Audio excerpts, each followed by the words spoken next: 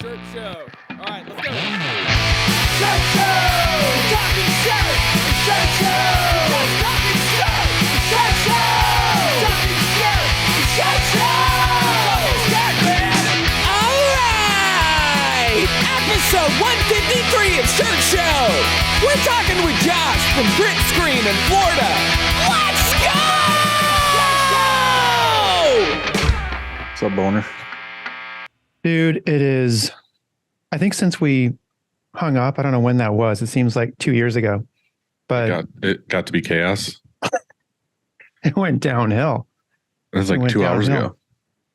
I know, like it's been a while. So pizza came, made the huge error of eating 2 slices.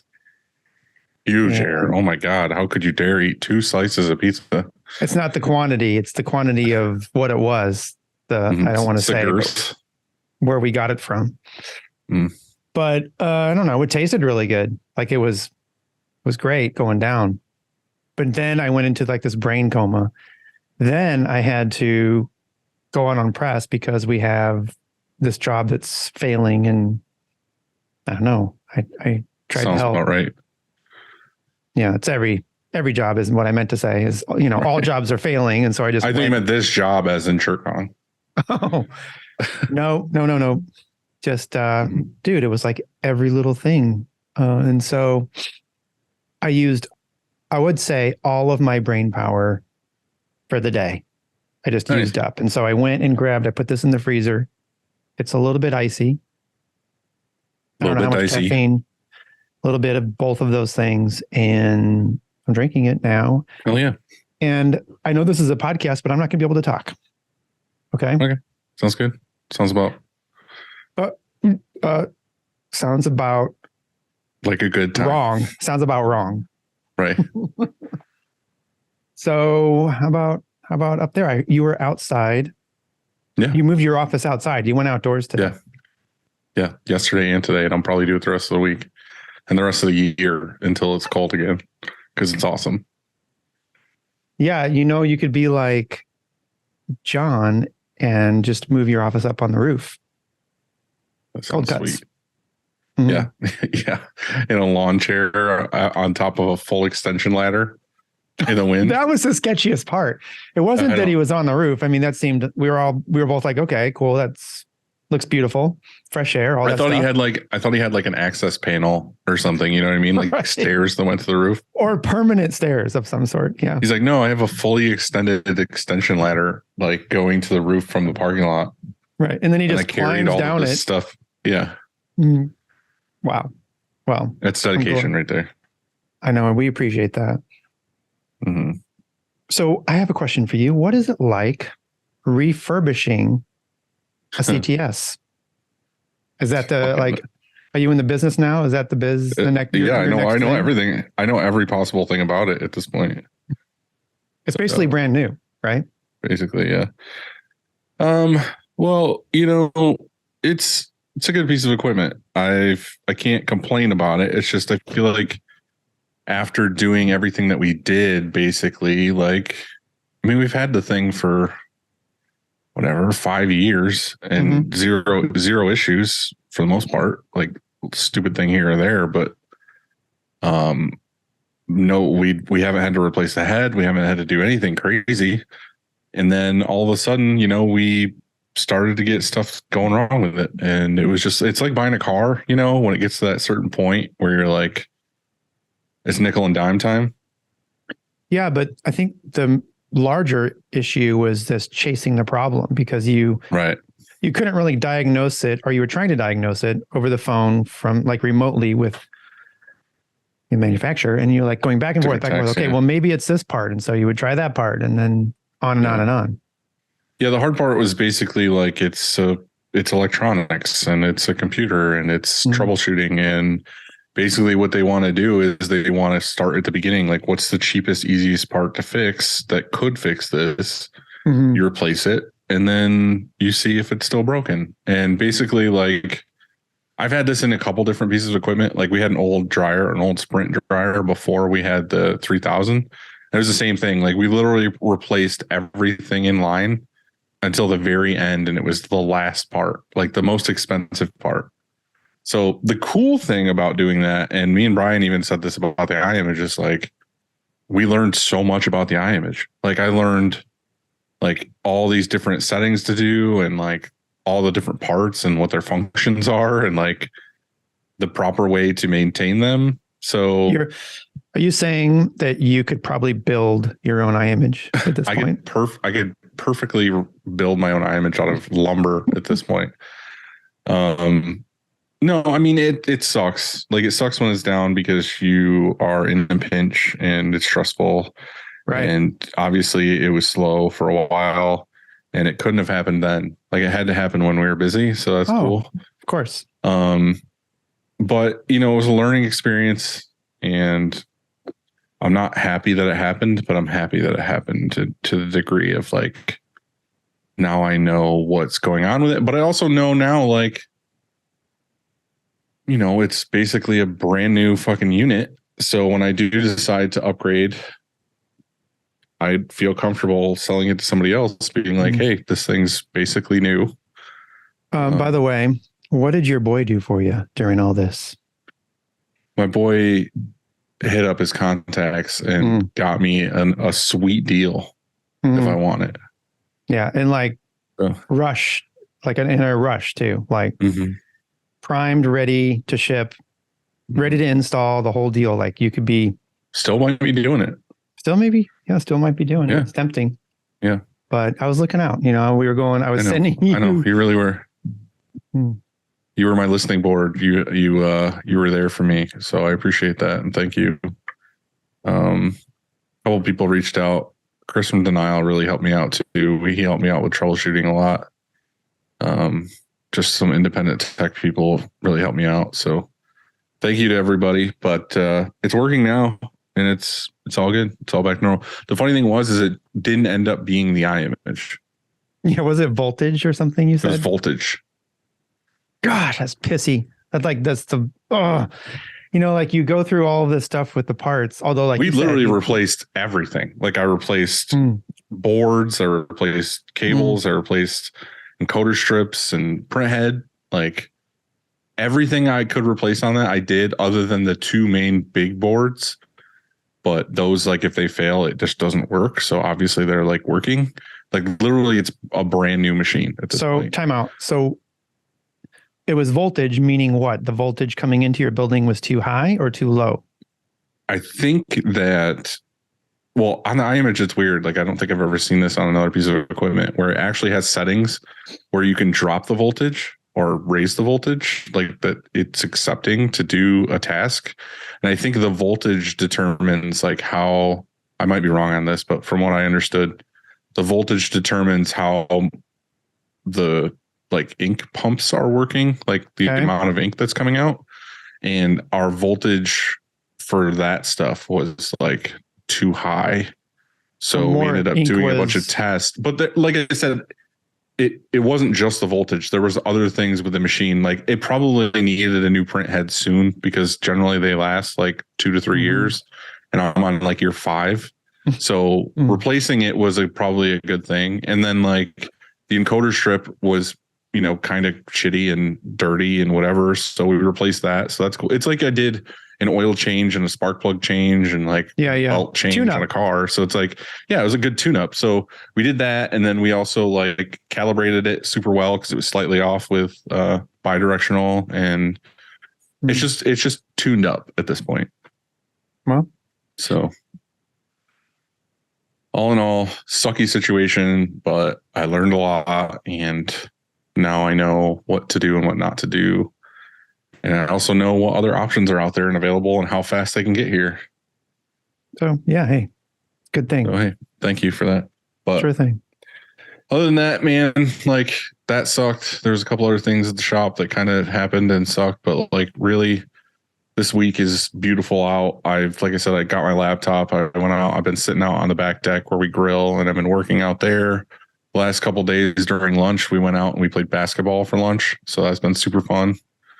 It's just, it's all good, man. Like, well, it's all good. I love the attitude. Yeah. But not good energy there. Trying. So, I went to Accelerate last week, Yeah. and which was this event that M&R put on, and Tell me all about it. It was really nice, actually. It was beyond, is that what they say? My expectations. It's pretty cool. Like, so you and I have both been on tours. We've both been there. The I've used it showroom, times. yeah, it's never looked better. It really is like all functional. They have 1, 2, 3, 4 or 5 presses set up and running. Squeegee cleaner. Yeah, here's a different showroom now. Yeah, how it used to be divided by curtains and stuff? Well, they actually have a more permanent wall. They have a break room that's kind of out in the open that you can just go over and chill at and grab yourself a soda or coffee or candy, whatever, Anyway, it was really well organized. I was impressed. And so I was proud to be up there. You were invited, of course, too, but you had other things going on, and I missed you and they missed you, and you really should have been there, man. Like, you should have for sure. I know, but I was in the middle of all that iMage stuff, and I didn't want to leave the shop, be like, hey, you know how you guys are in the middle of a crisis with this thing? I'm just going to go fuck around in Chicago for 3 days. Right. I get it. So. But you lived vicariously through me. And, it was pretty cool. And while I was there, we went into they have a Polaris set up in its own room. And we sat down, a guy named Mike, who was a really fantastic artist and really helpful. He had ChatGPT pulled up, and he had AI pulled up, and he made, he was just like asking. So in our group, there was 25 people. So there's 5 groups of 25, I think is how they did it, maybe. Were you in a group with Tony? I was in a group with Tiny Fish and his team, really. So he brought up him and Jeff. His partner, and then also his partner is John. Yeah, but I'm saying he brought Jeff because Jeff does too. Yeah. And those guys were there. And then I don't know, somebody did a design like, hey, give me some ideas or whatever, and they plug it in, and then you could run that shirt right there and then on the Polaris. And so like, he said, anybody else? And I said, okay, yeah, hey, right over here. And I said, I wanted, hey, can you make me, the original thing could you make King Kong rescuing a tiny fish? And so he plugged that in, only he put in like, in the style of like Norman Rockwell, I think is what he did. And it didn't. And then like other people were shouting out, make it romantic, and stuff like this. And, or make the fish naked and things like this. Like what? Anyway, AI doesn't like things like sexual or anything like that. Right. It seemed we just came down to, I think it was King Kong holding a tiny fish. And here is the result. It's beautiful. So you see the arms on the... Yeah. Why does the fish have arms? Well, I guess tiny fish, they have arms up there in New York. In Rochester, the fish grow arms or something. They do because of the shit that's in the water. Yeah. But it was super fun to do that and just see them. That's pretty sweet though, like how fast you can produce a tea. Because I think Jeff had posted something like that on his personal Instagram, because we're buddies, that like, I think he was saying something like concept to actual printed shirt in less than 10 minutes. Or it might even been less than that. Like, yeah, I would imagine, because the AI thing anybody can do that. And then you take that file and rip it and take it over to the Polaris. Boom, it does its thing. So the Polaris does, correct me if I'm wrong. I think it, here's what it does. I think it heat presses. Okay. Station 1, like it goes over heat presses. I want to say it right after that, it does white. Okay. So it does like it has basically a digital squeegee do the white. It has ink. 2 digital squeegees, basically. One that does white, and one that does the top colors. Yeah. So this is doing it all in one. And so here's what I forgot to say is it did the pre-treat. So at first it starts. So you load the shirt, goes over, heat presses, pre-treats, flash. This is probably wrong, but I'm going to get it close. digital squeegee, which is the white ink, flash, heat press, color digital squeegee, Yeah. flash, heat press, off. Pretty sure. That's close. That's close anyway. Okay. I can't remember. It's been a while since I've seen But one. the idea is that you can take a shirt, put it in the load station, and then it goes around and it comes off and it's done. You don't do anything. You don't. Yeah. And it looks like it's very good. Like it's incredibly impressive. It's from a distance, it looks just like a screen print. You get up close and you can, it's really close. And then you touch it and feel it, and it's very close, very close. Right. To a And screen print. that's the thing that's cool is like, I mean, it's cool to a degree, but it's just things changing is like us screen printers, we don't go buy shirts. You know what I mean? It's not like we go to the mall and we're buying shirts because we wear blanks or we wear shit we printed ourselves. But like if you go to the mall right now and like go to buy a tee, like there's so many digital printed tees. Like transfers and digital and everything else. And it's like that's what people are into right now. Like they just want what they want on a shirt. Like I don't think they really care what the printing type is. Right. Well, but I think we were talking M&R about this on Jeff's episode though. Like the cool thing about the Polaris is like you could just have a stack of tees with barcodes and you could scan it and it would be like whatever design for that shirt. That's what they were doing. Print it. Yeah, so they actually had 2 Polarises going. That was in that room, and then they had a Polaris set up outside of that room, and they were demonstrating how, you could just receive an order, put a barcode on the shirt, let it go around, comes through the dryer, and at the end of the dryer, a person could say, "Oh, well, this," they could tell what the barcode, what order that is for, and then they could basically just bag it. Yeah, ship it. It's gone. Awesome. All in, like you said, about 10 minutes. Pretty crazy. Yeah. It's really great. I saw Maggie, of course. And during the intro, they M&R brought in their other locations. So like they brought in Poland, for example. They did their like a Teams meeting, and it was pretty funny. So Maggie's dad. They brought, so he came on, who manages, or I don't know if manager is the right word, president of Poland. Yeah. And he was like, my, my first love was M&R. I've been there, for 33 years, I want to say, which was crazy long. But my second was Maggie, who's right there. And so she kind of introduced him. Right. It was cool. And so, it was I was probably the smallest shop in that, like there was a bunch of ballers invited to this thing, and then they said ShireCon coming up, I guess, whatever. And so I came up and, but that was okay. You know why? Because I know that we have consciously decided to be this size and that we put out good work, and that's okay. That's sort of, we sort of talked about this last episode, I think, and that, how did you put it? We're coming to terms with what we really want out of our shop and our life. We are. And you said it really well last time. You said different strokes for different folks. Yeah. So that's what it is, and it was fun. Met a lot of cool people. In fact, all in all, it was a good time. And they're going to do another one, I'm guessing, next year. Yeah. I hope so. They better. I'll make it to that one. Fucking Marcotte. He is the best. Look what he did. Is it the QR code? Yeah. So he made, so this is just on my home screen, and you can change home screens whenever you want, right? So when I was up there at the event, we made this QR code. And so like, if I'm just walking around and I'm like, hey, nice to meet you.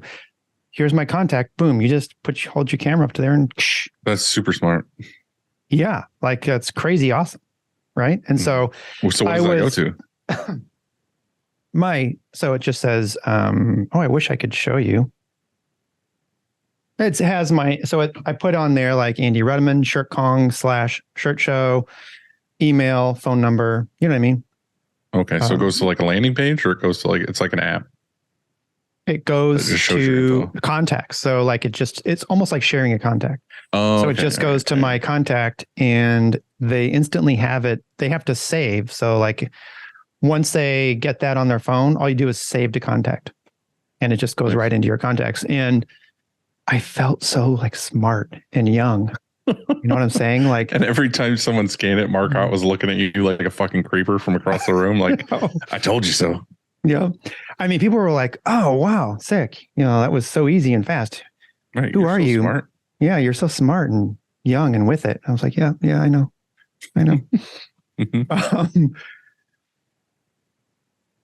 Frankity Frank. I talked to somebody about Frank today. Oh yeah. Mm-hmm. Would you?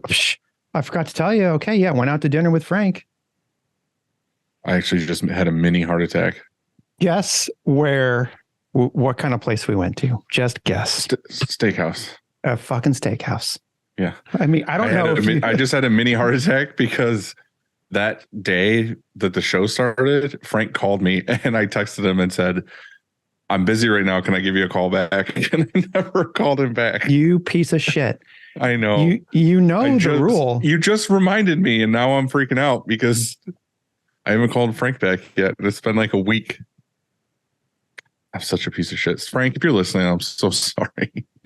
I love you, and I'm a mess. Frank, okay? I wouldn't do that to you. I mean, I answer the phone call and we'll call you back within a minute, 1 minute. God, I'm in such trouble. But Tiny Fish came out too. We got, oh my God, I'm going to tell you, I'm going to confess. What the fuck? I don't give a shit. You know what? I didn't get a steak. I didn't get a steak. I was with Tony. Tony's vegetarian. I'm like, yeah, let's do this. Feel better? What'd you get? So I got a loaded baked potato. That's an appetizer to a steak. I know, man. Like, whatever. Fuck off. Okay.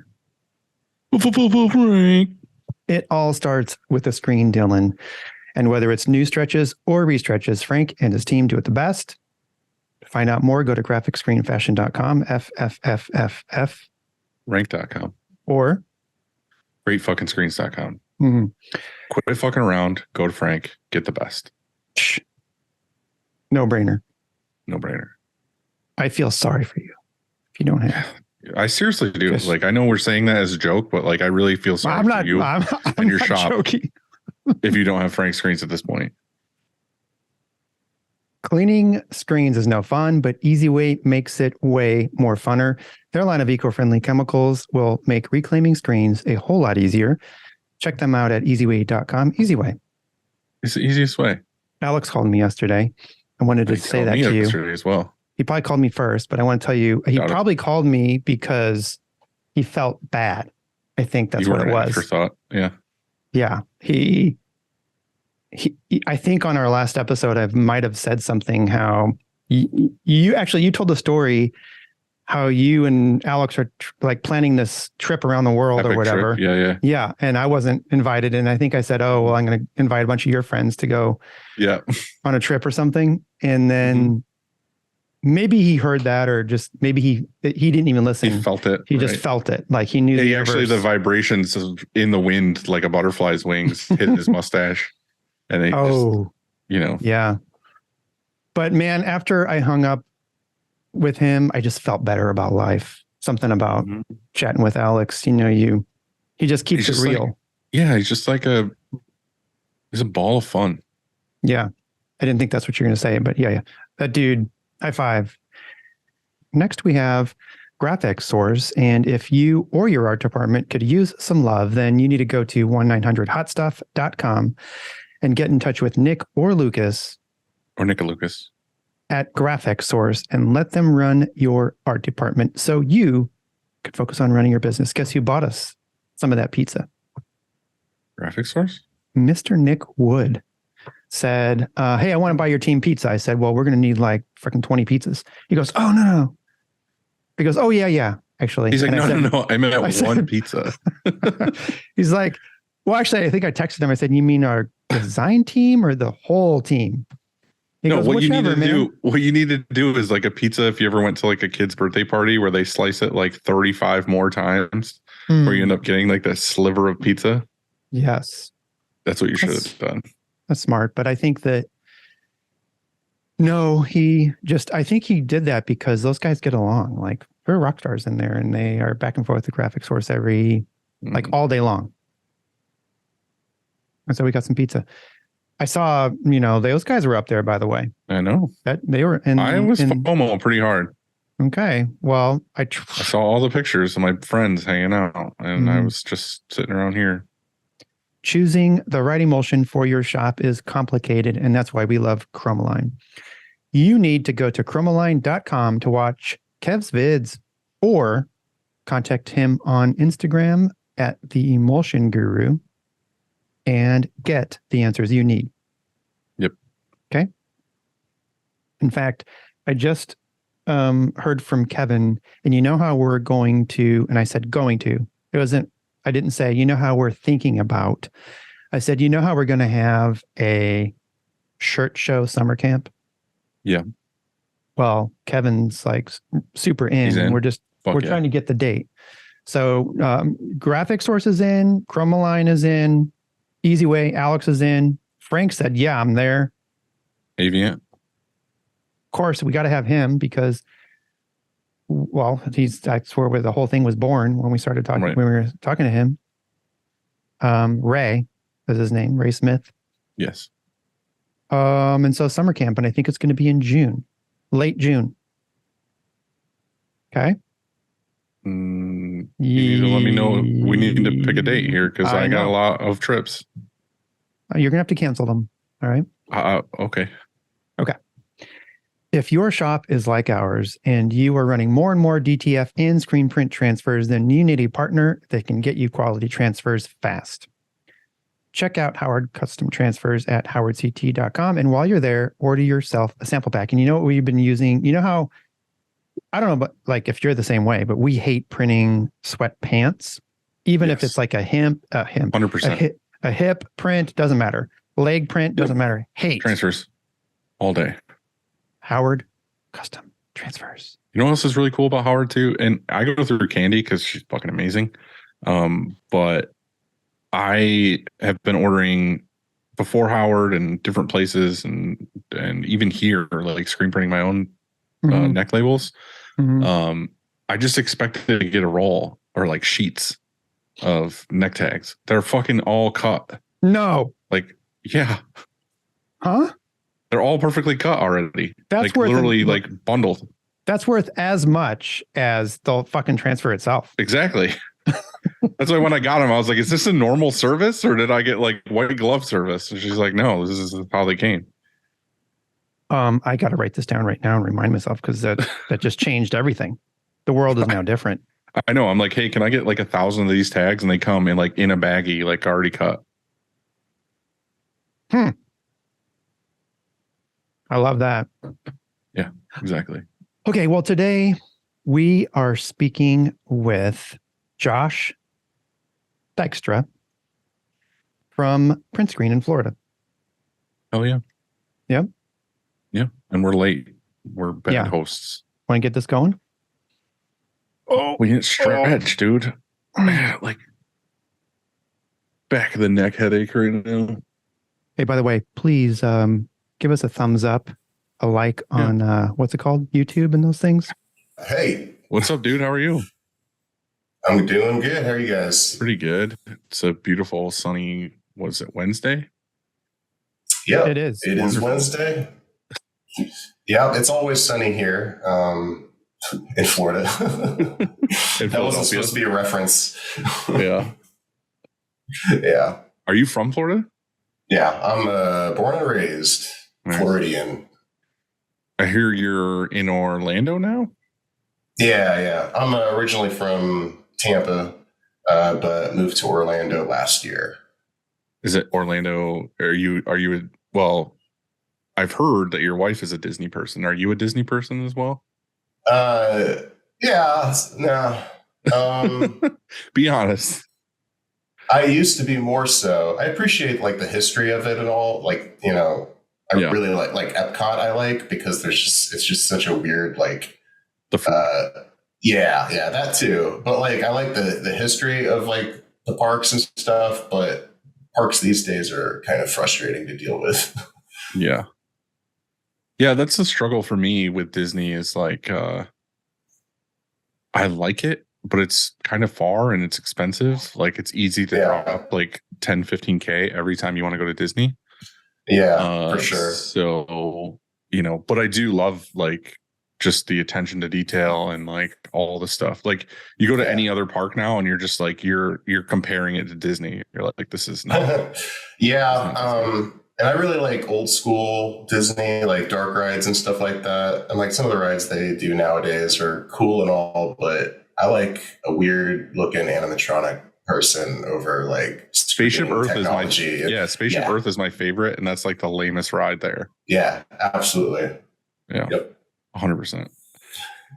So you kind of have like a weird story. You have a thing that we've never done before. So well, I don't know if that's totally true. But okay.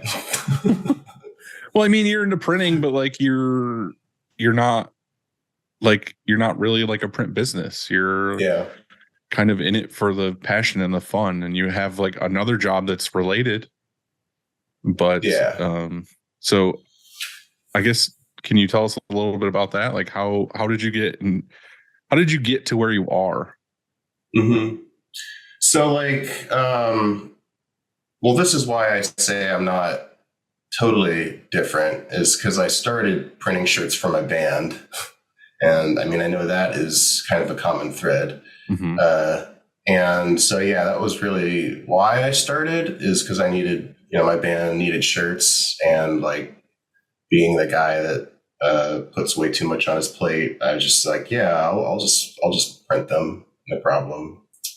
But a little backstory there is, before printing shirts for the band, I didn't really know what screen printing was, or like how shirts were like printed, or like, how the decoration was made or anything like that. But at the same time, my wife and I, girlfriend at the time, we were doing these like comic conventions, and we would set up at like the artist alley and sell our artwork and stuff like that. And like I used to do comics, like my own, like I used to write and draw my own comics. So we would like sell stuff at these comic conventions. And at one of the first ones we did, we met a guy named Jordan who runs Fine Print Shop in South Florida. He was doing live printing at the show.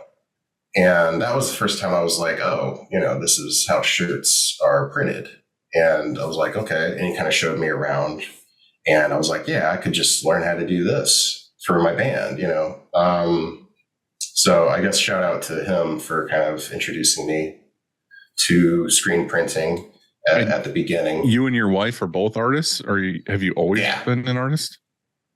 Yeah. So she's a graphic designer. I'm a graphic designer. And I mean, just in our spare time, we would both just kind of work on, not always graphic design, but like illustration. We were always like creativity, like we're just like looking for projects to do. So like I was really into comics at the time. So and I love storytelling. So write and draw comics or just like art prints and stuff like that. We would sell at conventions. But I would say we would have an art background. Anyway, so like printing kind of came from that, and for the band, and we would, print just like one color shirts and stuff, like real simple. I ended up getting a starter kit, like real cheap starter. I think it was like $100 and something from like Ryonet. And was it one of the ones in the boxes, like the screen printed box? It was like a ready to go I don't kit. remember how it was packaged. Like this was like 10 years ago. Like 12 years ago, maybe. I'm trying to remember. But I don't know if I think now they have like a box that's like that, kind of like something you think you would get at like a Michael's or something, where it's like, yeah. I mean, it was basically just like an MDF board with some clamps on it, and all the basic like supplies you would need, and a DVD. It was like a one color press or 4 color. Yeah, one color. Yep. One color, just clamped onto like a tabletop, and all the basic, Do you still have that DVD? No, I have the press still. I held on to that DVD forever, but like, I don't know what happened. So the one with like the globe with the R in the middle of it? Yeah, I think so. Yeah.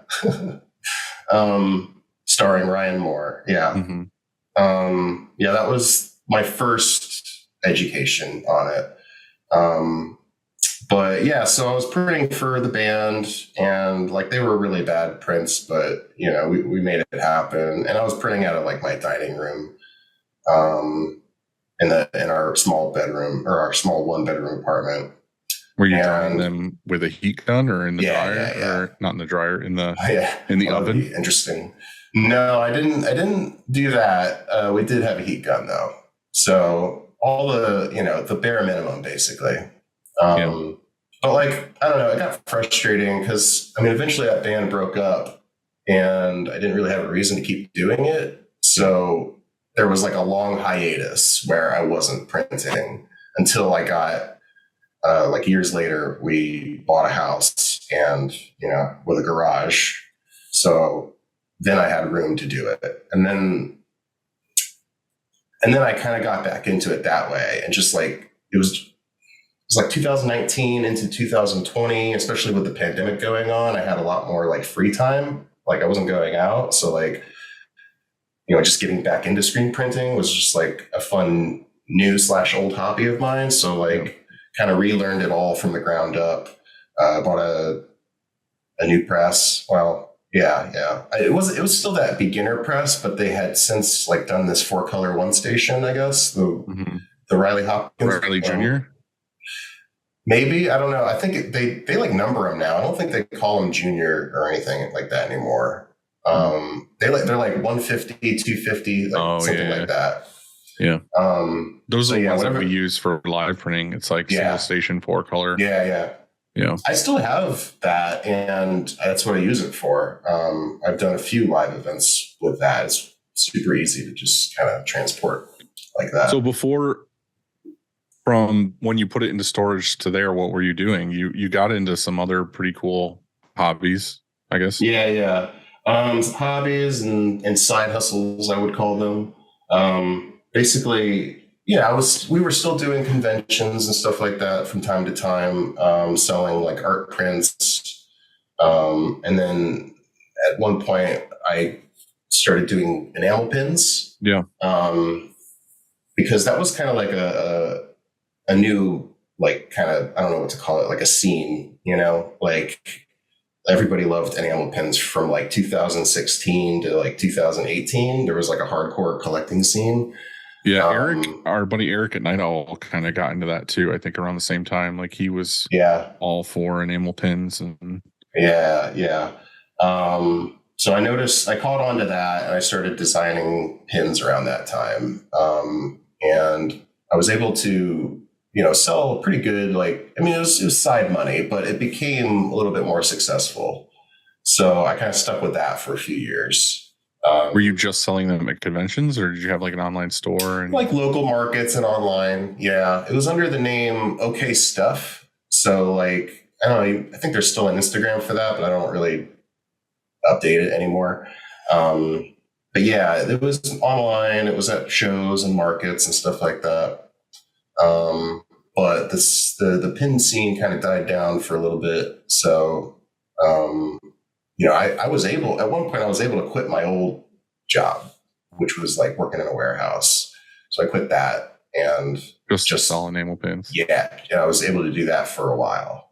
But yeah, it was doing very well for a while, but 2018, 19, it kind of started dying down. But that led you to another job when it died down? Yeah, exactly. So basically it was like, okay, I'm running out of money, so I need to get a real job. And that's when I don't know if I want to say where I work, but like, yeah, it's sort of, it's in the industry. So I got a job as a production artist, working for like licensed apparel. And that kind of coincided with getting back into screen printing, because now I was getting the artwork setup side of it. Like I was learning it, like how to set up a job, which I never really learned before, separating and all that. So I was learning about it from that angle, and checking out the print floor sometimes, it was always really like cool to just see all of it being done. So like that's kind of that in a way inspired me to also like get back into the screen printing. So I'm curious, as a production artist at this, high level licensed apparel company, we don't want to say who it is, but we can say that it's one that everybody knows, and it's. I would say so. Yeah. It's pretty. Yes. You might be able to guess just based on locations and whatnot. Yeah. But what I'm curious about is that at that level, what does like your day look like? And so what are you doing as a production artist every day? And because I mean, some of your stuff is sent out, to other shops. And so everything has outsourced, to be, like you have to be really buttoned up and everything has to be super tight and right. Yeah. A lot of, so there are a fair bit of like domestic print jobs, but there's also quite a bit of imports that we do. So they're outsourced, and part of the job is separating it, setting it up for domestic printing. But if it's being outsourced like that, like imports where they're like cut and sew or whatever, those are not so much separated by us. But I don't know. It's also weird because the role has shifted so much. Like when I started, I was separating and I was like setting up all the jobs, with super specific specifications and all that.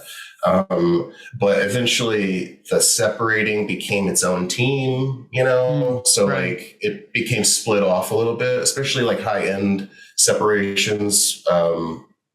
There's a lot of like really simple seps that we would do with just like simple type and logos and stuff like that. But also high end seps that are more like photo, you'd like sim process stuff. But you were doing all of that? Not the sim process, but just your straightforward seps I would do. Now, before you were just a graphic designer and you were making pins and whatever, like, did you have any SEP training or anything before you got there? No.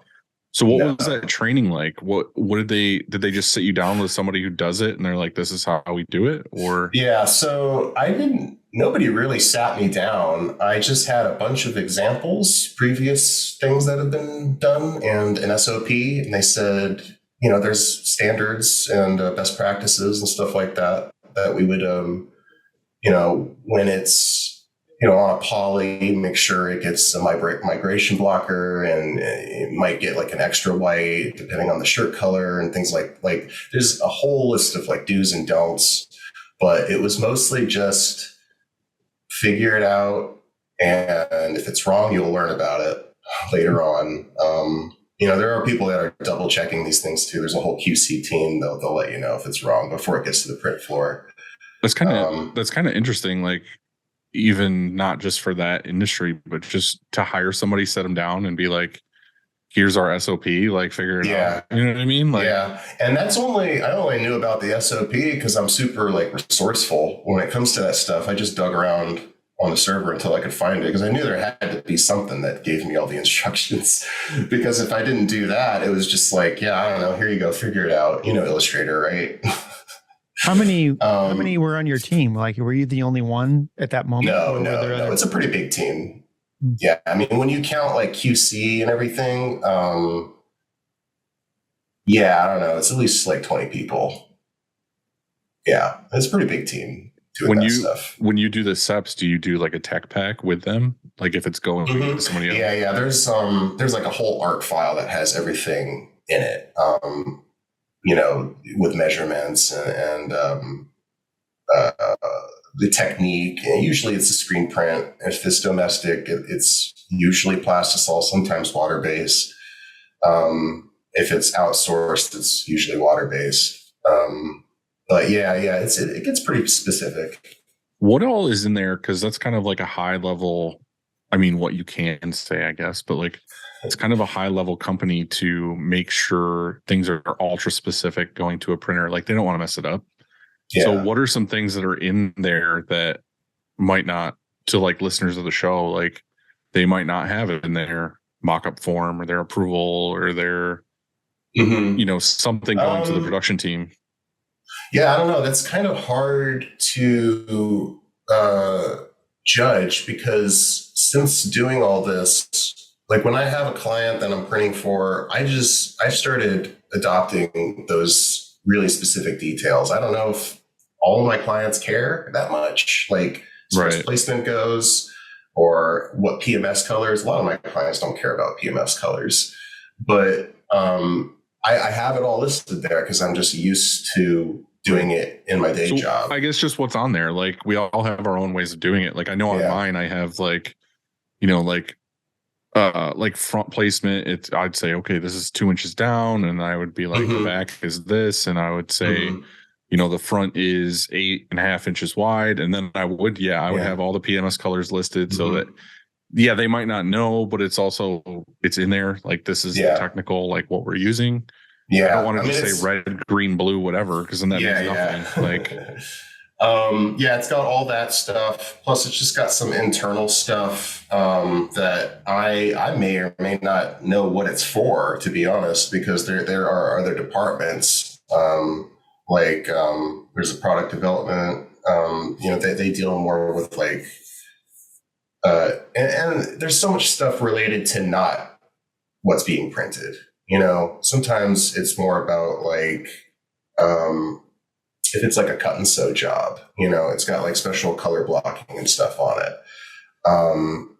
That's stuff that I would never deal with with like print screen, but like that's stuff that, an outside vendor would need to know. Well, I've got a story of what we're going through right now with something similar. So we have a program that we print for a international brand, I guess.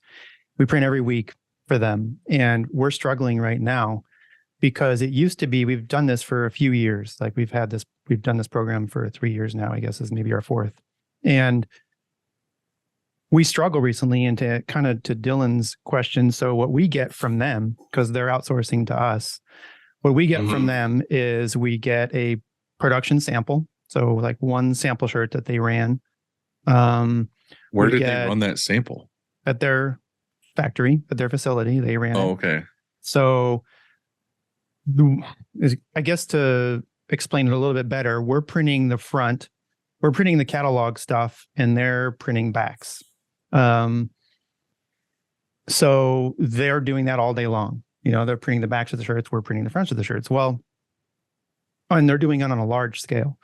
But so they're able to print. I think they have a dedicated team to print and produce production samples to get approved by everyone. And so that's a go. So we receive a production sample.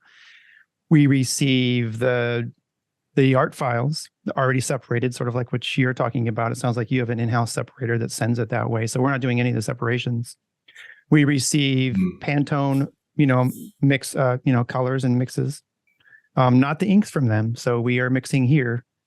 And so we do all of that. We set it up on press. We have a print order. We have screen meshes that are called out, right? And then we print a sample on an actual shirt, a reel, like a final. And we have a ruler there set, and it's set side by side. And so we have the original production sample, and next to it, we have ours. And there's a ruler, and it shows how far down, because you were talking about like measurements, like you just said, Dylan, how far down from the collar. And so we have all of that. Send them 3 photos. We send them one like close up of the actual R print. We send them one of the side by side and one of their, I don't remember, something else. It's 3 photos. One just of you, like your face. Basically, it's more than my face. You wearing it with nothing on. You're just you're poo bearing it. Yeah. And we try to like be strategic about this. And so we do it, a lot of time we do it either at the end of the day or, at lunch. So because let's say it takes 10 minutes or 15 minutes for them to receive it and approve it and say it's a go. And 90 something % are just go, you know what I'm saying? Like, looks great, go. But lately it hasn't been that. Lately, and this is the third one to happen today, third one in, I guess, a week. We're typically printing 5 to 6 orders for them a week. was the third one to fail. And Why did it fail? Why did it fail? Yeah. So here's the thing, and this is why it gets incredibly complicated when you are outsourcing something that you've printed already a sample in-house. And typically what we do is if one of their designs starts here, if they reorder, which they always do, so they do a large order first, right? And then they come back later, let's say it's a month, and they'll order maybe one or two more times, sometimes three, and then they go to the next quarter. So right now we're doing Q3 stuff.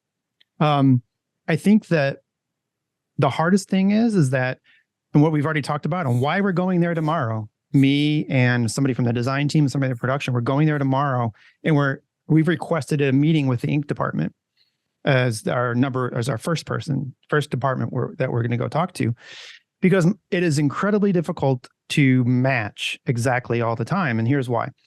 Because what's not called out, for example, is squeegee durometer. And let's just talk about an underbase. So like if they're putting down an underbase with a sharps, like with a let's say call it an 80 or who knows, a triple duro squeegee, and we're not, because we use a triple duro low, like a 6290-62. It's going to look different. And if we have EOM that's different than theirs, it's going to look different. Everything's going to be different about it because your underbase is brighter or not, and the colors then are brighter or not. And so a lot of their stuff is muted and it's supposed to look distressed. And so that are your prints generally better than theirs? It's not about who's better. It's about just being on the same page. Because if they're choosing, if they say, hey, this is our EOM, done, that's our EOM. And this is our EOM, we're right there, like right out of the gate, we're different. Or if they have a standard at their shop that they're printing their underbase with 70 duro squeegees and we don't, well, right there, we're different. And so we're going over there because it's been fine for a very long time, but for some reason, and I think I know why. Number one, they hired someone else to approve.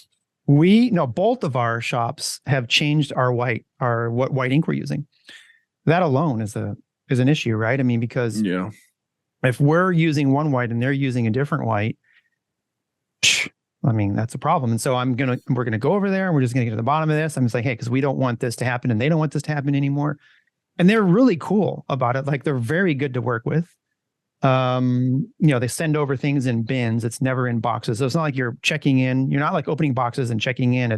They come over in bins on skids, and so it's just like super easy like that.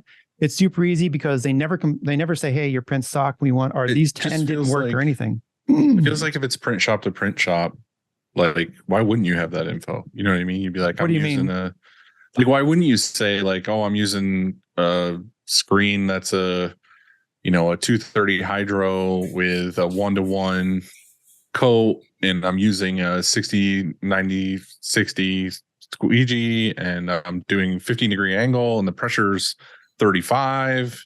Like, if you're print shop to print shop, it's not like you're dumbing it down for a customer who has no fucking, like, I would never put that on a customer thing. But if it's print shop to print shop, why wouldn't you just say, these are my exact specifics? Like, and they have that. It's almost manufacturing. Like, why wouldn't you give all the details? That's why I was interested to hear what you had to say about when Dylan asked you, like, how you sent out. Like, you sent out this pack, and I was like, wait, what are you sending out? Because I think we're missing a few things, and that is like squeegee durometer. You know what I'm saying? It could get more specific for sure. I mean, because there's so many variables, but maybe it's a little bit of like too much information for some of these like factories that we send off to. I don't know. Because usually what happens is we'll send it off, we'll get it back, like samples, and we'll be like, yeah, looks good, or yeah, do it again, But I don't know. Maybe that's too much information.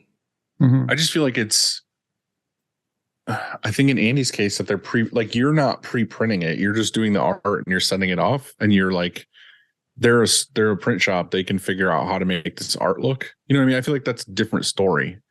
But if they're printing it there and they're like, hey, I want you to match this, why wouldn't you it's like a fucking recipe. Like, why wouldn't you say, like in a cooking recipe, they're like, use softened butter. They wouldn't. Softened butter makes a big difference between softened and hard, like cold butter. So why wouldn't you just say this cooks better with softened butter instead of just butter? Like add butter. Like you would give the details. I think you're right. And so that's what we're going over there to figure out. And they give us a really good, I'm not saying they don't, like it comes over really nicely.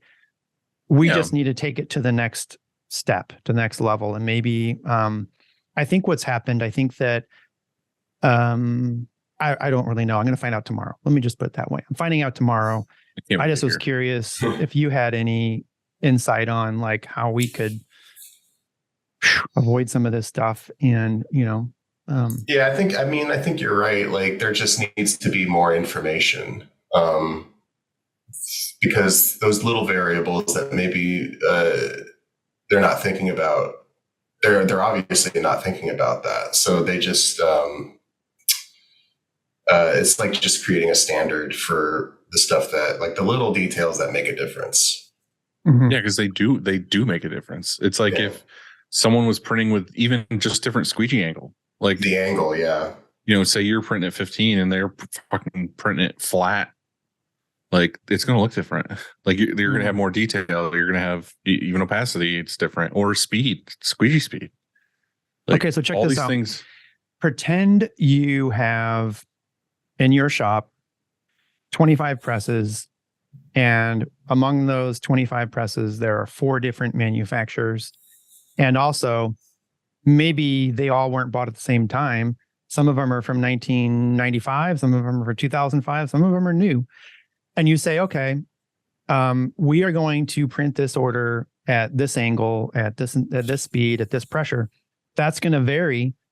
I know that doesn't sound like it should, but it's going to be different from press to press, from manufacturer to manufacturer. You think it wouldn't, but but it's getting you closer to what getting you closer, but you can't really. I know this is like getting really deep into the specifics, but like if you called out, I guess I'm trying to put myself in their shoes. If you call out a squeegee angle, that might not really work over here. Let's say we have, totally different press. I mean, actually it's a little bit different from press to press at our shop. Yeah. But that's kind of the same thing as saying like there's 50 different fucking ink manufacturers and I send you a design and I'm just like, oh, this is blue. And then you print it with some random ass shade of blue that wasn't the shade of blue I was thinking. I'm going to be like, what the fuck, Andy? This isn't blue that I was thinking. It's like, well, you're like, you didn't give me like you didn't give me a specific blue to use. Like that's what I'm saying is they could say the angle and the pressure and the speed that at least gets you in the ballpark of like you're way more narrowed down now to where you need to be than a wide range of make squeegee go down and scrape ink and screen. Like fucking give me some details, dude. Yeah. They give us, like I said, they give us a ton of details. I think we're missing a few, and that's going to get us a lot closer and on the same page. And we are going to have to record those, for like our next print run. We record a lot of stuff here, but like print order and things like that, but we don't always write down hey, what squeegee did we use? And, if there's a 9-color job, what squeegees do we use on all 9 colors? We don't always write that down. I think it's really important to log, and we are good at tracking a lot of that stuff. And there's somebody starting here on June the 5th. She has a master's in design, and she's starting here the 5th. She's going to learn, the design room and customer service and things like that. And then somebody that's in our design room now has a really huge interest in all of this data stuff. And among other things, and he's going to step into that role. And so we're going to be able we're going to like level up for sure. And maybe by the end of June, July, sometime this summer, we're going to be a different company as far as recording our information. And, like Casperian built us this gorgeous dashboard to show. I need it. We use it every single day, but we don't, we never meet about it and say like, hey, it's the end of the month. Let's look at our performance and see how we did from press to press and all these sort of things. We don't do that. And this is going to allow us to, we've never had enough people to really get it done. And so like, I'm excited to do that. So I think what I'm trying to say is that we're going to get better at recording our stuff, analyzing data, and be a better company. Do they, when you send the artwork to whoever's doing it, do they give you any feedback of how they did it? So that if you send it to another printer? What now? This is a question for Josh. Like, as far as like you guys outsourcing stuff, like, does the printer record back to you how they did it? So that if you had to send it to another printer, they would not do the same? I have seen. If they do, yeah, that would probably go to somebody else, the people that are approving. Because a lot of your stuff, though, isn't going to, like, if it's, I mean, I can say hot market, right? Like, sure. It's going, the same print is going to many shops. Yeah. Does it matter to you guys as much if they're all identical? Like, I mean, they should be within the ballpark, but like if they're on a rack somewhere or they're being sold, like, are they all supposed to be fucking flawlessly identical? I mean, yeah, but I feel like there's a tolerance that is allowed. But that's, I mean, I don't know. I can't speak to that because I don't personally see them coming back and approving them, you know? Right. So I can, because I've printed for that company. Okay. And we followed some of the same procedures. So yeah, we had to set up the press, get it approved with a photo, you know, before we ever printed. Okay. Yeah. And they say thumbs up, thumbs down. We got a thumbs up. And they didn't call out squeegee durometer in there when they sent it over. They called out a lot of stuff. Print order, you know, where do you flash? They had like it all laid out. Yeah. How they wanted it printed. Yeah. But squeegee durometer was not in there. Yeah. And so I know that's like a small little tiny variable, but the matters. The thing to, I guess this, I don't know, this is super in the weeds, but the other thing too is like, you could call out squeegee durometer to somebody, but is that shop squeegee durometer, like, is the squeegee sharp? Yeah, who knows? Is it a newer or old squeegee? Like, there's a big difference between 70 duro squeegee that's sharp and a 70 duro squeegee that's dull as fuck. Like, yeah, it's true. There's just too many variables. Too many variables. Yeah, there really are too many variables. So I don't know. I do feel like, to go back to our statement, I do feel like calling out as much information as you can would be super helpful printer to printer. Like, I feel like it's not asking much to call those things out. Mm-hmm. I feel like it would help. But yeah, there is too much, like, you know, too many variables. I sent an order to TC, screen printing, Tyler. Mm-hmm. And it was a DTG order. It wasn't a screen printing order. It was. I've done that too. We needed some DTG work done. And I sent it to him and I felt like a dumbass, you know, because here we are. We require, I want a PO. It has to look, you know, beautiful. I want everything spelled out, and I bitch about that sort of thing. If it's not, like, what's wrong with you? Where I texted Tyler like this. I was like, hey, yeah, I'm like, hey, I'm sending you these shirts, and we'll get you somebody from our customer success team. They'll email you what's coming, and here's the art and stuff. And it was super informal and kind of almost half-assed because it was all in a rush. That's why I don't deal with any of that anymore. I'm like, you're going to get better. You're going to get the service that I set up and demanded here from somebody else. I normally don't. Like, mine will be a piece of loose leaf with crayon. I know. And I said to Tyler too, I was like, dude, I'm sorry. Like, I don't, you know, I'm sort of just like winging it here. Here's the stuff. Do you need more? And he goes, dude, we're all winging it. It's fine. He was like a pro in how he answered. And then I'm sure he like hung up and said, that fucking moron, you know? Yeah, exactly. 100 million%. Yeah. I was gonna say, Tyler is like the nicest fucking human being. Like, he was definitely just, you know, throwing you a lifeline. Do you know he got robbed a second time? I know. Within 3 weeks or something like that. 2 robberies. I was like, dude, you just need to camp in there with a shotgun. Like, no, you would have a baseball bat. I thought that's the Dylan style. Yeah. Just a bat. Depends. That's all you need. Like aluminum. Okay, back. This was that I don't know where we went and how we got there. So anyway, you sent Tyler an order, and you have more to that story. Isn't this the shipping debacle? No, it was just the fact that we were talking about, hey, we want to receive in perfection, like share all the details with us. And I sent like TC this like a piece of garbage, like just I don't even know. Like he figured it out. Like he did a good job. In fact, we have a reorder, which we're about to place. But all I was saying is we demand perfection on incoming orders. Yet outgoing from ShirtCon is fucking. Well, for me, from my Scribble on a team, napkin. Yeah. they would have done a great job, but I was handling it and it was a mess. Yeah. So Josh, the cool thing is that you have this high-end job. How did that relate to you, to your, I guess, it's a hobby, but also like you print orders for people. Like, is it a legit business or are you just kind of like side hustling it? I mean, according to Florida, yes, I have a business. It started, like I said before, I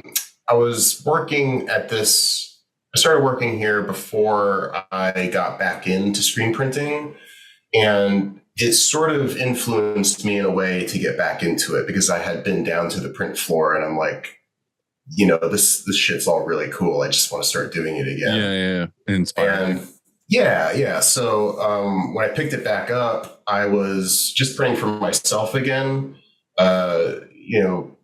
I'm always in bands. So like print for the band or just print for my own amusement or like sell shirts on Etsy or whatever. That's what I was kind of doing to begin with. But I eventually took on clients.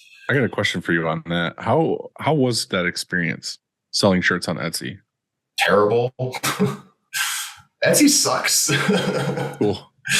Yeah, they take so much of your money, especially nowadays. They didn't used to be that bad, but and then they'll just like, the thing that really like pissed me off about Etsy is they start advertising your stuff like on Facebook ads, and then they'll like take money because of the ads. Like some of the money they subtract from your sale is from ads that I never posted.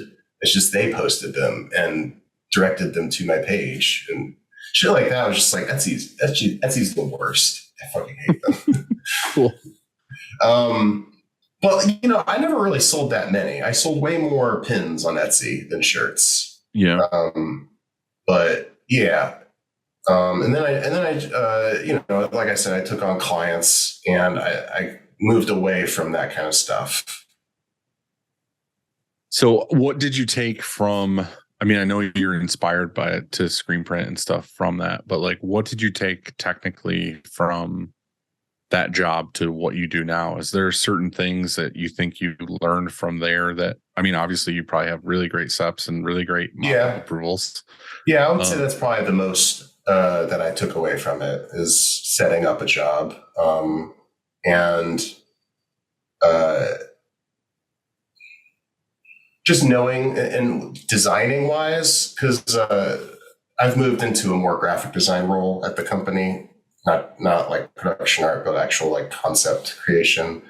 Knowing what the limitations of screen printing are now. You can't just, because before I was just making art the way I liked it, digital art. You were making art the way that you just wanted to design it, not especially because look at it now of like, it'd be cool if these colors didn't touch, or like this whole design is 4 colors instead of 12. And it's like, because I did a lot of Photoshop work before working there, and with digital art, the sky is the limit. You can do whatever you want, but when you're actually applying it to something that gets printed, like screen printing, like you have to keep in mind the things that you can't do, or things that might end up looking different because of, the rip or whatever might change it, like the half tones and all that. So yeah, I guess the job kind of like trained me in a way where it's like, okay, well, this would look good on a shirt, unless you're digital printing some of the stuff on a shirt, I guess it's fine. But I like to think of it more in screen printing terms rather than, DTG. Yeah. So all of that, basically, when do you have time to print now? Like, you have a full-time job. Like, how is it working? It's okay. I mean, I print after work on weekends. I mean, not every day, but if I've got something coming up, like a deadline coming up, I'll just find the time to do it, after work, after dinner, and just kind of, hammer And it's it at out. home though, right? Like it's Yeah. It's all in my garage. And I'm very deadline driven. So like, I don't have a problem just like getting it done if it needs to be, like, if it's a tight deadline, but like, luckily I'm not too busy that I feel overwhelmed. Like it's kind of in a spot where it's like, I finish a job and then I kind of have one coming up right after that. It's not like multiple things going on at once usually. Yeah. But I would say it's a healthy workload. You have kind of been documenting some of that stuff for like YouTube? I have. So the channel on YouTube is not Print Screen. It's Josh is Terrific. I love that's a good name that you picked. Yeah, I don't know. Sure. It's like I've watched a couple of them. I mean, even before we were going to do this, like you had one on an exposure unit you made that was pretty sweet. Yeah. So I guess the idea for the channel isn't just screen printing. It's kind of just my various endeavors. Screen printing is a big part of it now, but like I could talk about music on there. I could talk about 3D printing or whatever. But yeah. So I like just showing the process of like, coming up with a project and start to finish. So like the exposure unit is just like, okay, I want an exposure unit and let's just see if we can build a good one, not like a really, really cheap one, but like a decent one that's, that actually like that works. Yeah, exactly. I had another question back to your job that we can't name. Is there like a big team just figuring out logistics constantly for stuff like that, especially with like the hot market? Like, yeah. I mean, there's several departments and they all have their specialties. Production art, where I used to work in production art, it was mostly focused on just setting up files, and tech packs and like separations and all those kinds of things. Do you guys have to like figure shit out like really quickly on the fly sometimes, depending for hot market? Yeah. Yeah. There could be, I mean, we do plan ahead, like as much as we can. But there's always a last minute kind of rush, but you're basing it on like if whatever team wins, you know what I mean? Like, yeah, exactly. But you prep before that, like all the scenarios that might end up happening. So what do you do with the ones that you guys don't use? Do you just shelf them? Oh, we don't print them. No, I know, but I'm saying like if you're like, okay, here's a design that you created for a team that says they won the Super Bowl, and then that team doesn't win, do you guys just like, oh, that goes in a folder for like if they ever win? Yeah, I mean, concepts get. I mean, not really. We don't really use them. I mean, they just kind of just sit there on the server. They don't really get used, There's no point to, The thing is, like, the concept is still being used. It's just not for whoever. It's just a different team. So they're both they're pretty similar. Yeah. It's just it's different team with different levels. Yeah. Different. Yeah, and that's what I am focused more on now is creating the concept that can be applied to more than one scenario, I guess. And are you recycling them for other things too? Like other? Not really, no. I mean, every season, every new line plan, like there's just new ideas being generated and developed. A lot of that stuff seems to be more like, I don't know, has like photorealistic things.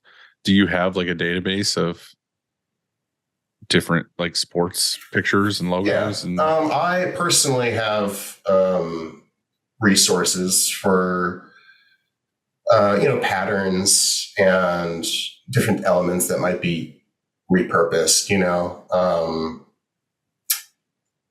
We don't do too much like photorealistic stuff because there's always like rights that you would have to pay. But, when we do, there's database and resources for that. I think for hot markets type orders, you guys keep it simple, more simple for that sort of stuff.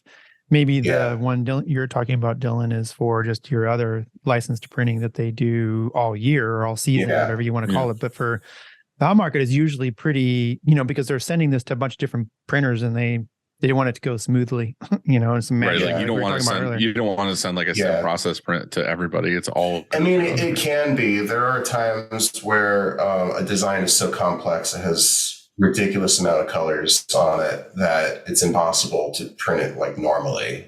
I'm thinking of like ones that are just a huge amount of logos and that needs to be separated. Like maybe this orange can be borrowed with this orange kind of thing. The SEP team, the high-end SEP team that's there now, they really hate it when we do stuff like that, but it sells. So I have a hypothetical, unless you have something else, Dylan, you want to ask? No, go hit me with it. Okay. This happened to us, a couple of weeks ago. And so I wrote it down. A customer that you have had for many years comes to you and says that they're sorry, but their organization now has to get bids and that they want to stay with you, but your price is 75 cents higher. Do you lower your price and match the other shop's bid? Or do you say, hasta la vista? Mm-hmm. Like, see you later. I mean, we always talk about standing our ground and this is our price and we don't discount and all these things. But let's say you've done this, you've worked for this organization for 6 or 7 years, which we have, and they want to come back here. But the organization. So this hypothetical isn't necessarily hypothetical. It's I was just going to say that your own.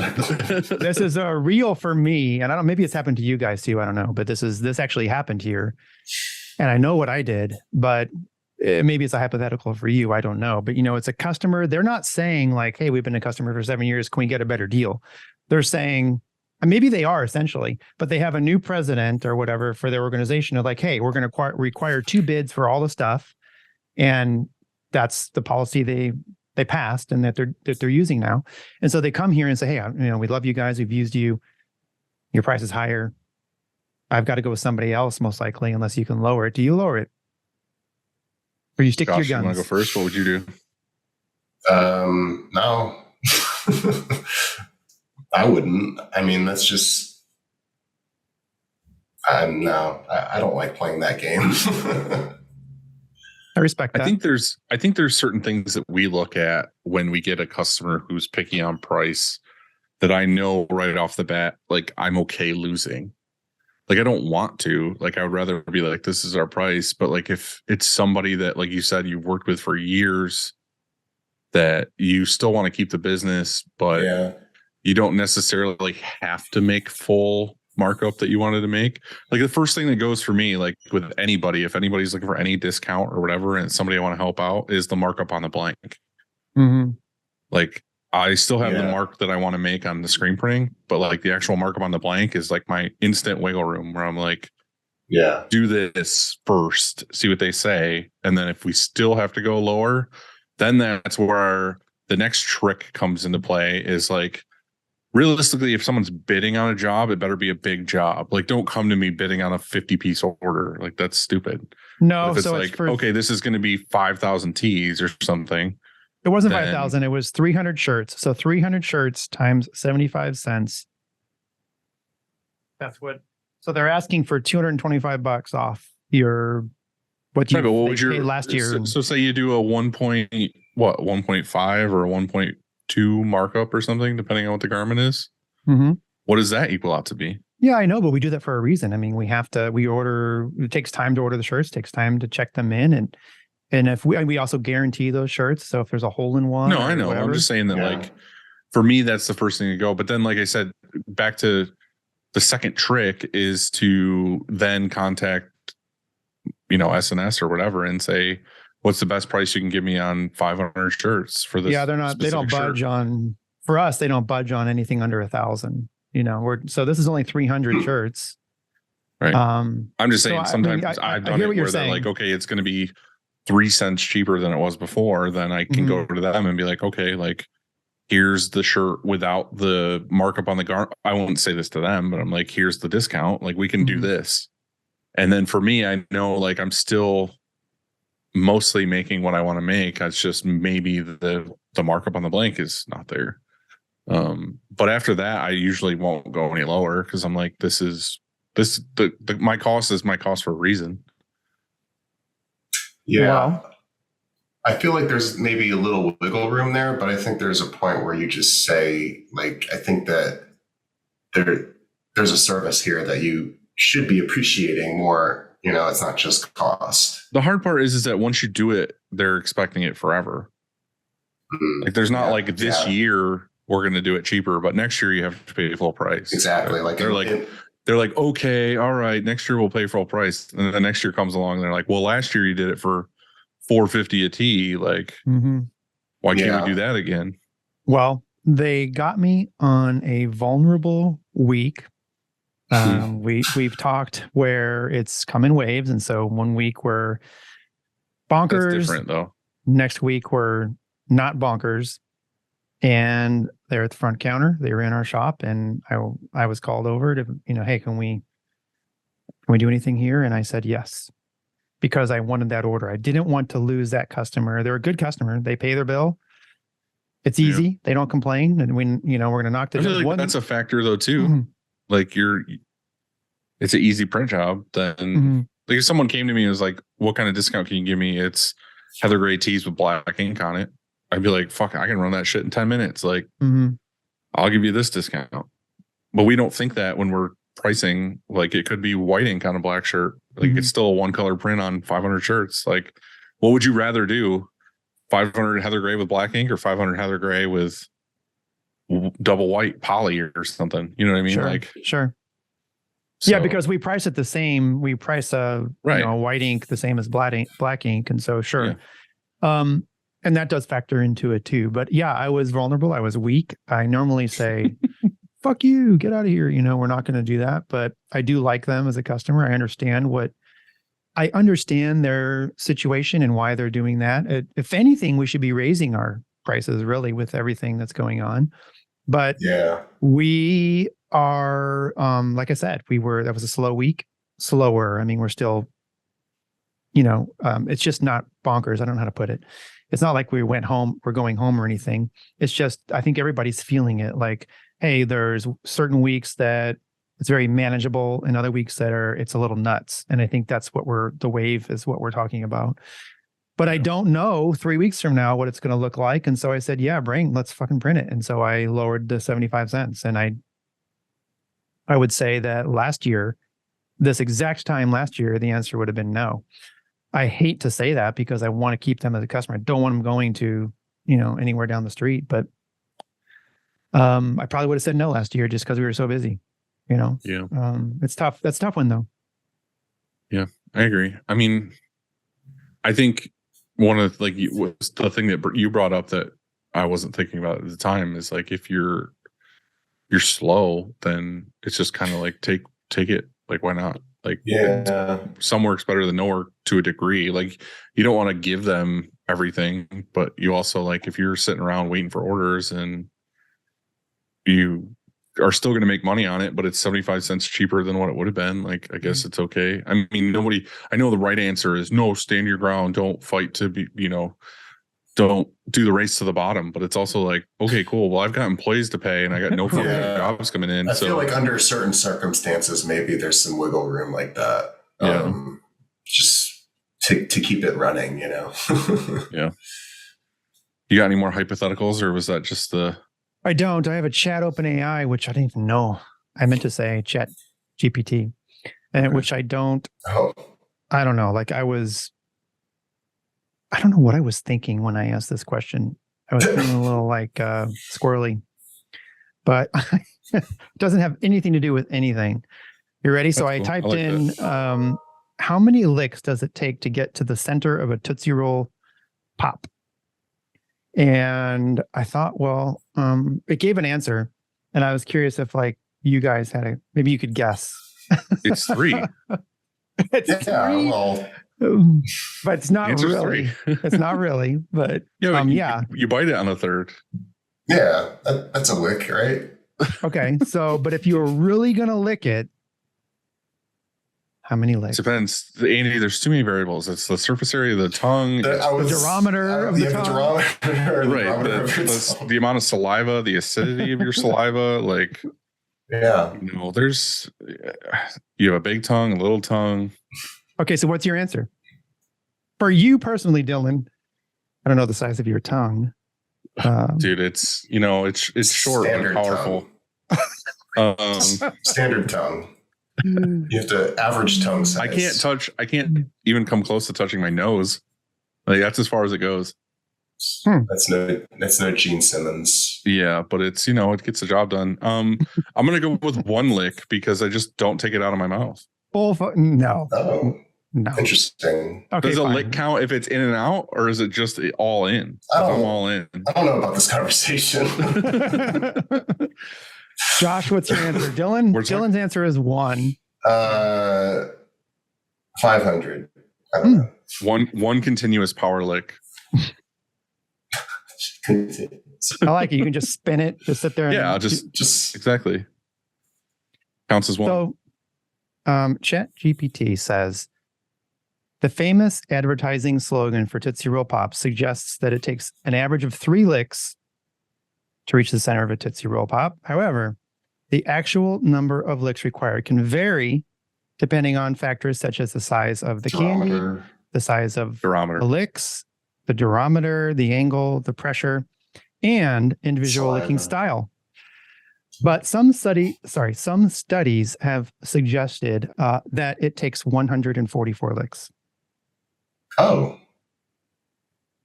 Mm-hmm. Okay. Josh is he has less saliva. He's at 500, so yeah, he's a dry licker.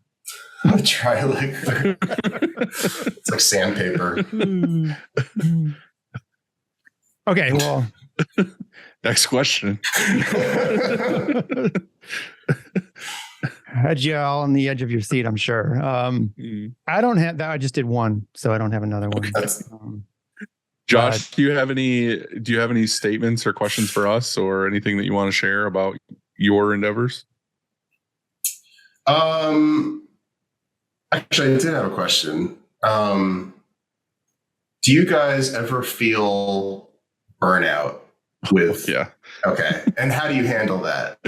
Well, you can finish your statement. Is burnout on screen printing or? Yeah. Well, running a business, screen printing in general, anything. Andy, do you want to go? I can. Let's see. Off the top of my head, I would say that yes, of course. I've. I think everybody does at one point, but I think so. I think it's at different times though. Right now, I'm good, and I think that's because I've. I don't know. I would probably attribute it to just the team that I work with every day. It used to be that more fell on me and I was pulled in too many different directions. And now I have such a good team that I still have a little bit of that, but it's just so much smaller that it doesn't, get me to that burnout spot. And I don't work as many hours as I used to. And so it's just much more harder to burn out. And how I handled it though was, I guess pretty much I think we talk about it a lot is I go home, wait for tomorrow. I think go home, go to bed, wait for tomorrow. No, but for real, like I go home, have dinner, go for a walk. And yes, walking is because I work from home primarily, even with the day job. And working from home, you need outside. You need to go touch grass. You need that walk is so crucial to your mental well-being.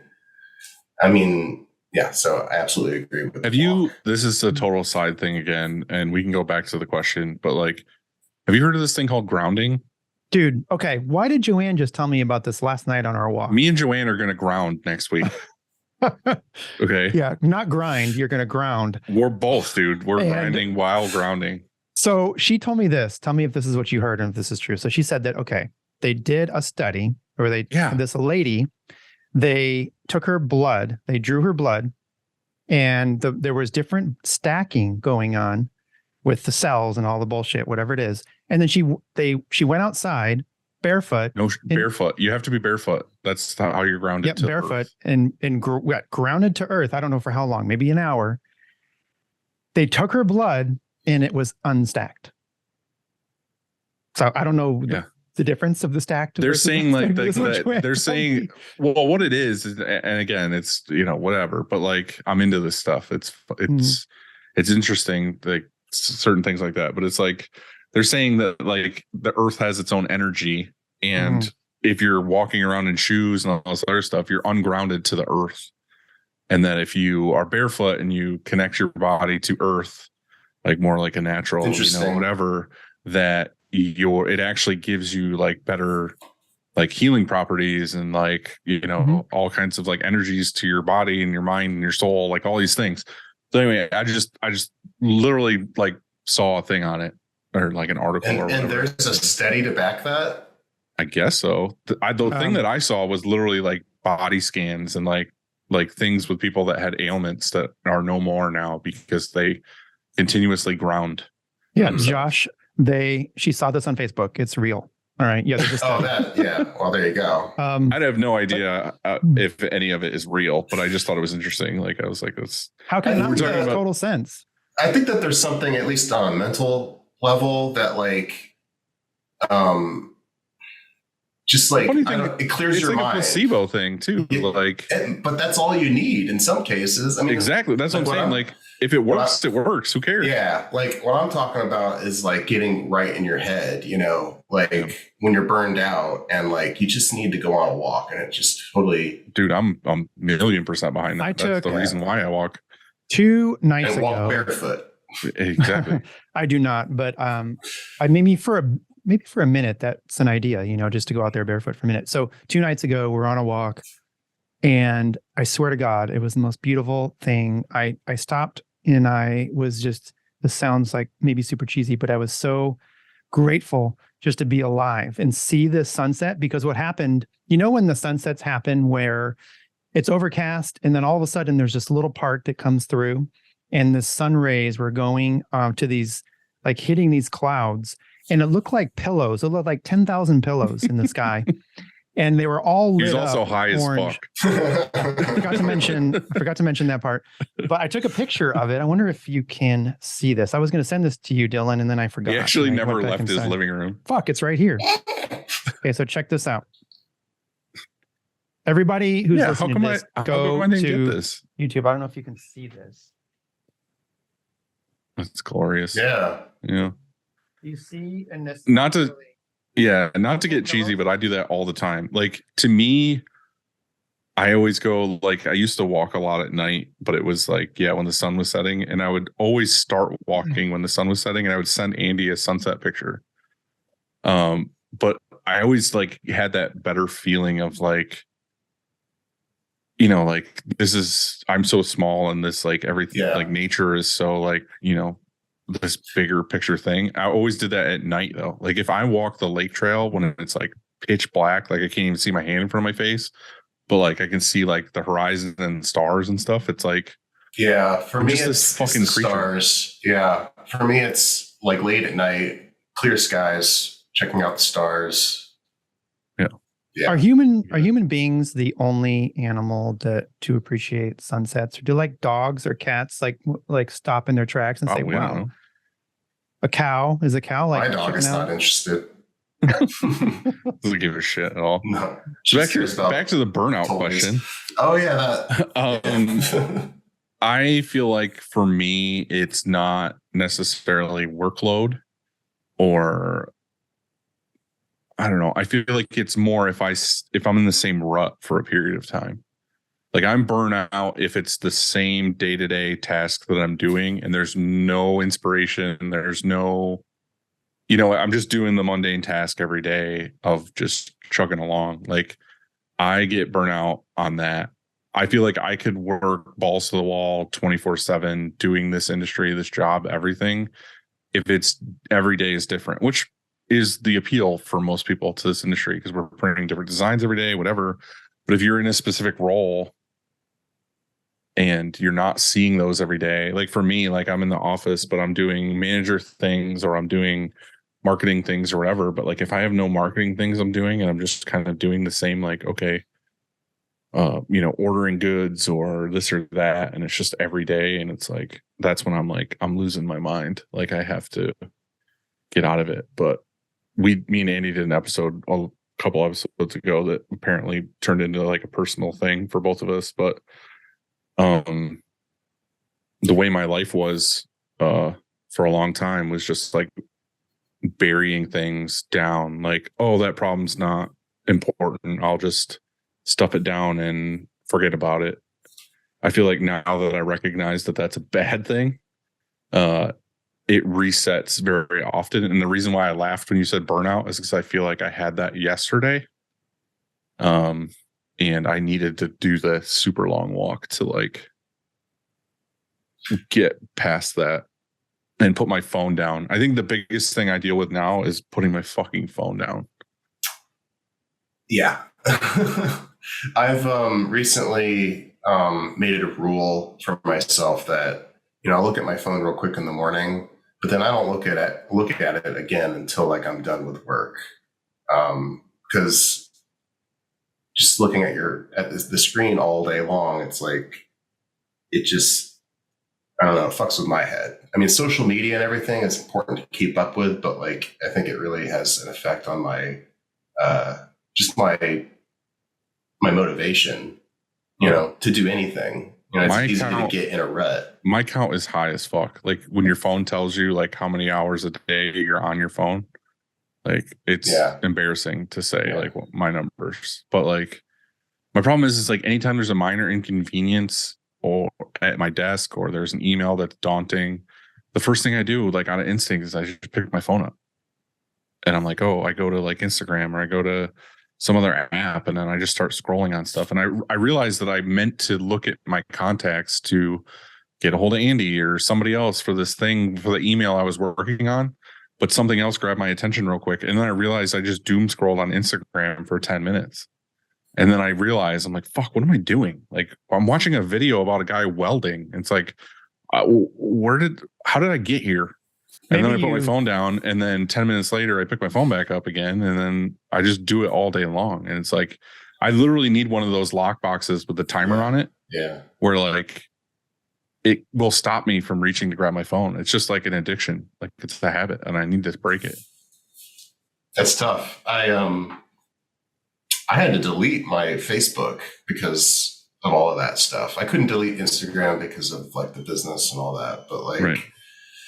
I don't know. Like I would have to make a strong decision like that to like cut it off for myself. I don't want to cut it off. Yeah. I just want to limit it. I want to be like, okay, like I'll check it before I start work. I'll check it at lunch, and I'll check it at like when I leave work. But like it's all day thing. I've had to make drastic decisions like that before because I know limiting it doesn't usually last for me. Yeah. For me. I get it.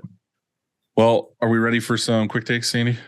Let's do it. So first quick take is best and worst thing about Florida. Oh my God. I guess no income tax, state income tax. We're talking money. And lower property taxes, maybe. I mean, they're not super low, but the best thing about Florida. I mean, you have pretty good weather.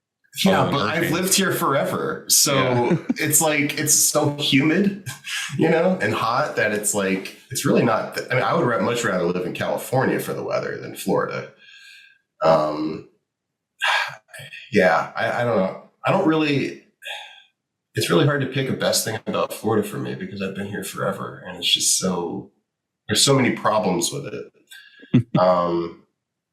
And I guess that, you know, the worst would be just how much of a joke and how right people are. It is, you know, like About people from Florida. yeah, like the Florida man, you know, politicians from here being ridiculous. I mean, yeah, not to get into politics or anything, but like it's kind of a shit show here. But I mean, yeah, the weather's nice, I guess, when it's not, you know, crazy humid. You know, I would say there's probably a few months where it's actually pretty nice here. Are the winter months that we Yeah, the winter, where it's like the coldest it gets here is like 40, maybe. And that's pretty cold for there. Yeah, that's pretty cold. But you know, when it's like hoodie weather, like 60 something degrees, it's like maybe 3 months out of the year. Nice. I like hoodie weather.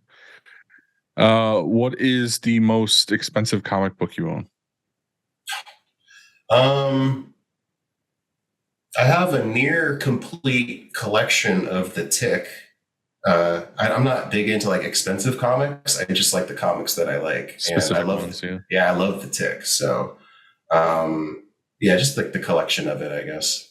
Were you into the Tick show? And then, Yeah. like, didn't they do a remake or something? They recently? did. So, I mean, obviously the animated series is a classic. There was a live action with Patrick Warburton that I liked. And then there's the Amazon show, which is okay.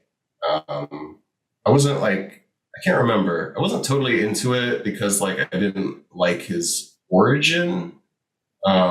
I could go on and on about that. You're one of those Like, comic people that's like, Yeah. well, it wasn't exactly like I read yeah. it Well, in no, the the thing with the Tick is he has like a different origin, like in every iteration. But like I like the origin where he just came from the loony bin, and I can't remember what they did with the show, but it's not. I don't know. I wasn't really into it. It was okay, but yeah.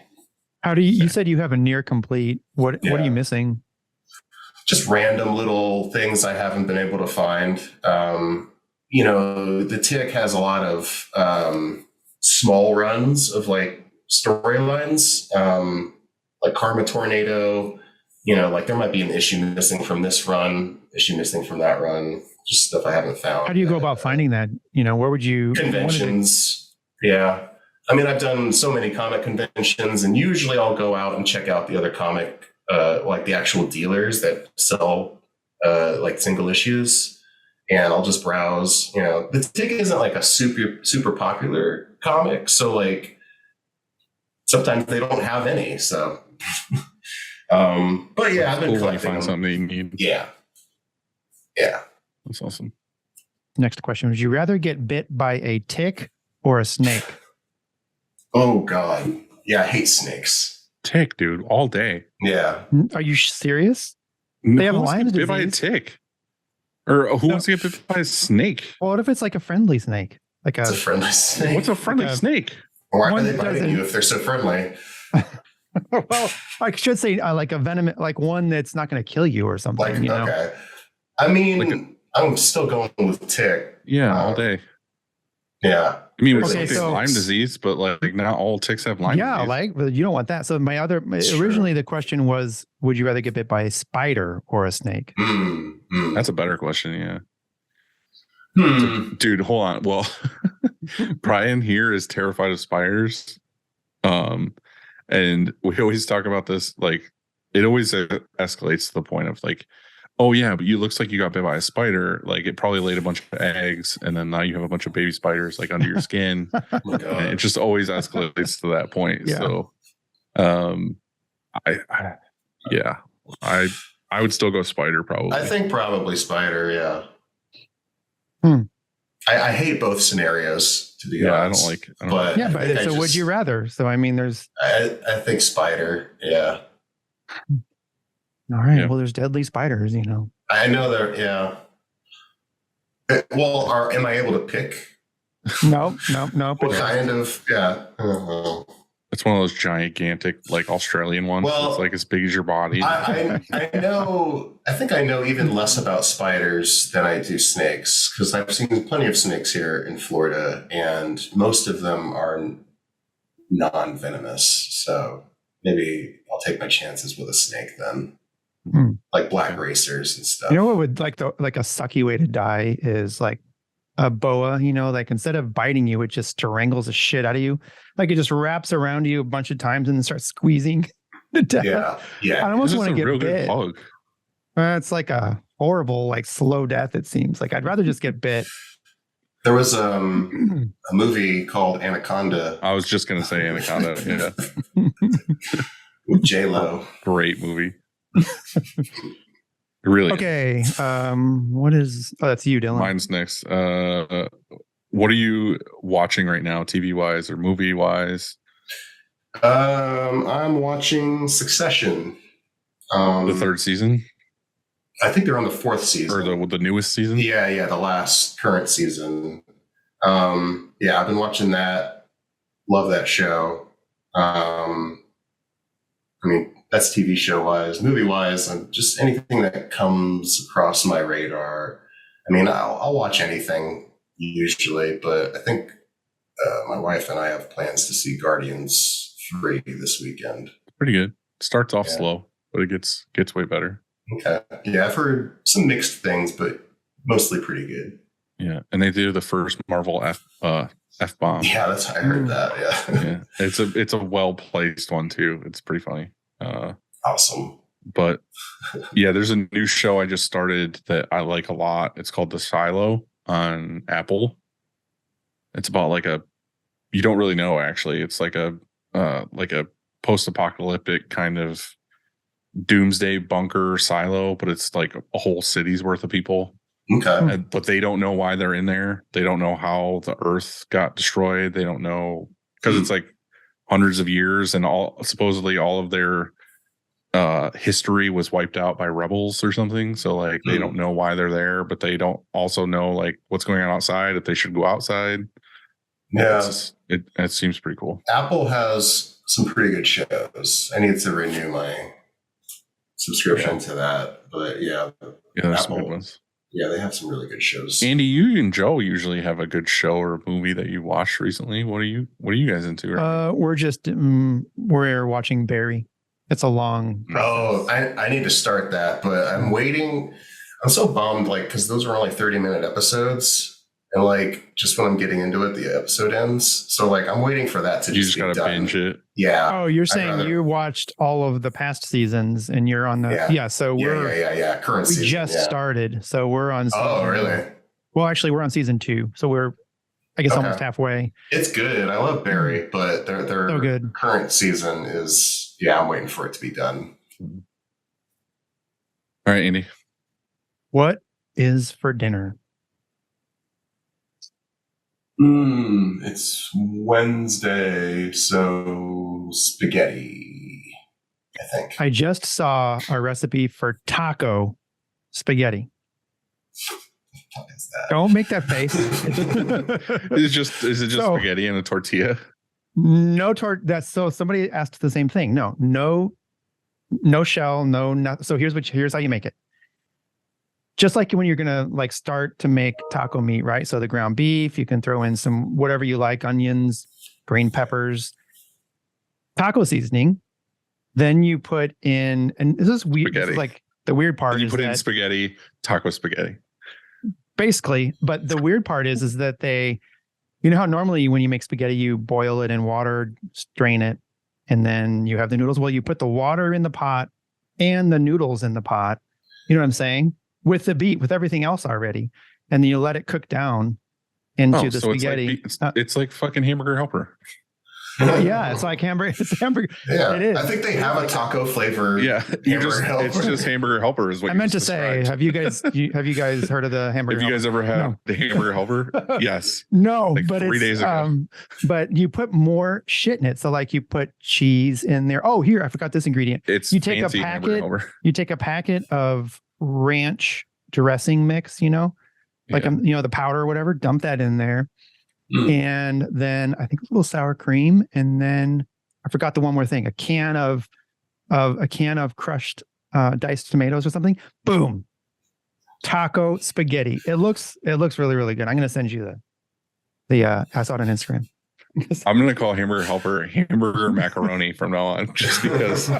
That's what it is. When we make hamburger helper, we actually add more elbow macaroni to it to just have more in there. But that's all it is.